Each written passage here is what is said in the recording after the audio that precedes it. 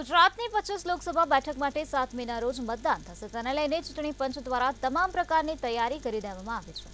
કર્મચારીને ફરજિયાતપણે મતદાન માટે રજા આપવાની જોગવાઈ પણ કાયદામાં કરવામાં આવી છે, જેને ધ્યાને રાખી અને મતદારોને રજા આપવી જોઈએ. પરંતુ જો કોઈ કંપની કે ઓર્ગેનાઇઝેશન રજા નહીં આપે તો તેની સામે કાર્યવાહી કરવામાં આવી શકે છે.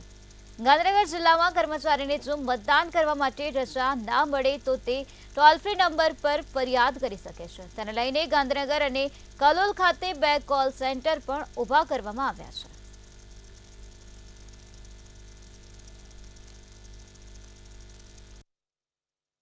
જાણો છો કે 7 તારીખે સમગ્ર ગુજરાતમાં લોકસભા 2024 અન્વયે મતદાન યોજાવાનું છે.